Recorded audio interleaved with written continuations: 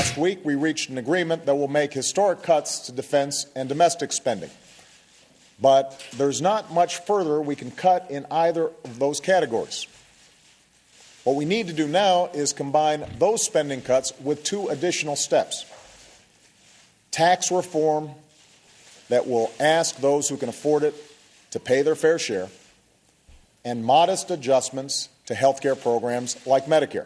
Making these reforms doesn't require any radical steps. What it does require is common sense and compromise. Blue Monday, how are you, Blue Monday? Got to work like a slave all day. Here come Tuesday, oh, Tuesday.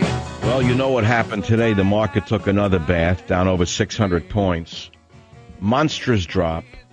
And there's no question that you're asking yourself who's to blame for the downgrade of our financial health, really, from a AAA to a AA plus. Who is responsible for the downgrade? The Tea Party, Obama, or Standard & Poor's? I was amazed over the weekend to watch the children in the Obama administration pointing fingers at everybody but themselves. There was Barney Frank saving his fanny by saying it was the Defense Department needed to cut more. There was John Kerry blaming the Tea Party, and there was Obama blaming everybody but him. These are like children at college who found out that their credit's been cut off by their parents, and they're saying, that's not fair. He did it. I want more credit. My wife has to go to Africa very soon on another big junket. We want more credit. Now, the question is, why is this happening? You can call me if you want to chime in on who's to blame and do a baby talk show of who's to blame for the downgrade, the Tea Party, Obama, or S&P. But I want to talk about Afghanistan as the graveyard of empires, because I've watched this for a while, and I'm pretty sure that we're bankrupt, well, for a number of reasons. We know social spending's out of control. We know there are far too many people on food stamps, on welfare, et cetera. We know that the corporate welfare, such as General Electric earning $5.3 billion in the United States and paying zero in taxes, is a symptom of corporate welfare that is responsible. However, the American taxpayer, those of us who actually pay taxes, we're overtaxed. We're not going to pay any more taxes. We pay our fair share, Obama. It's the people who put you in power who ought to be paying, and they're paying nothing. The question is, why am I bringing up Afghanistan? Well, two reasons. One, because 20 or so Navy SEALs died over the weekend, and it's already been passed over like nothing happened. But if a dirty, degenerate, perverted slut in Hollywood fell and died, you'd see flowers and balloons and clowns now for 3 weeks from the psychos in the media. Why am I focusing on Afghanistan? Because Afghanistan is known as the graveyard of empires, number one, and I want to develop this theme with you today. Afghanistan has often been called the graveyard of empires. No Western army in the last 2,500 years has defeated or subdued the country of Afghanistan, beginning with Alexander the Great, who conquered Afghanistan in 330, but after a brief occupation, his armies were forced to give up Afghanistan. The British failed in 3 separate wars to subdue Afghanistan. The Soviet army was pushed out of Afghanistan by the Mujahideen in the 1980s.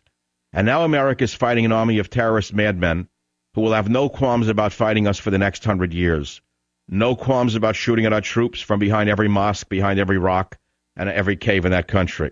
They don't care that no matter how many troops we send, they will still be hiding in the mountains ready to kill us. When I say they don't care. Now, 30 SEALs died this weekend. The largest number of Navy SEALs to ever die in a single incident. The commander-in-chief is Barack Hussein Obama. The Defense Department chief is a man who ran a small college in Monterey. Then they made him the CIA head. Now they made him the Defense Department head. And we have questions to ask as the American people. And here are the questions. Number one, who authorized all of these SEALs to fly into this mission in one helicopter? Was it Barack Obama in the middle of the barbecue?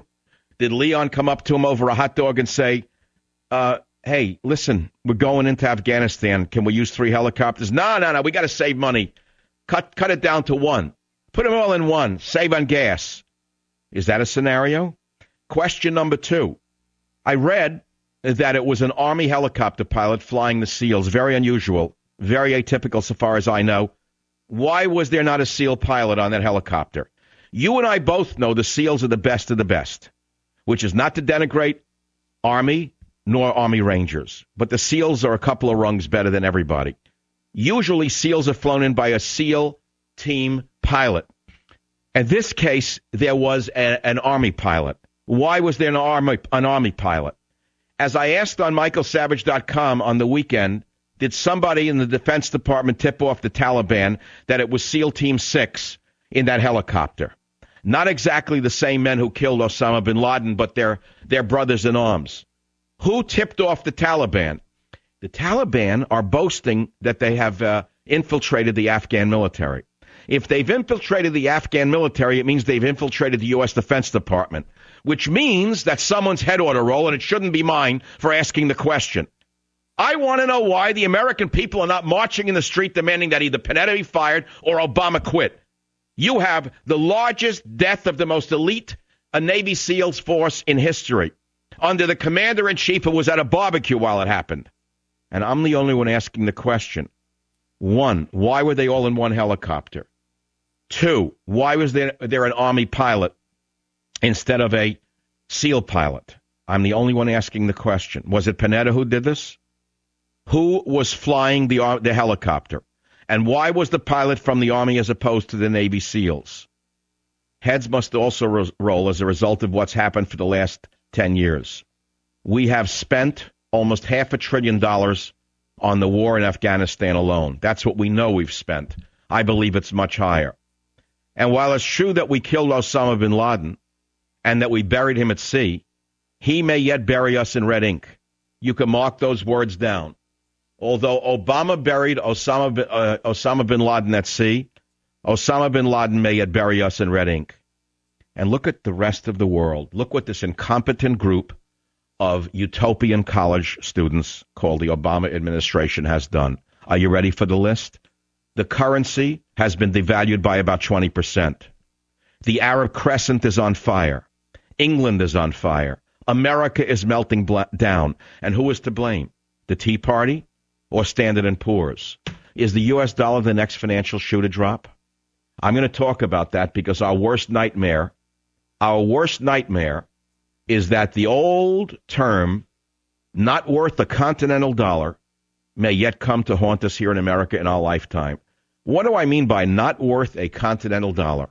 I'll explain more on this issue as the show evolves. The phone number is 1-800-449-8255. You're listening to the one and only Savage Nation. Let's go to the callers.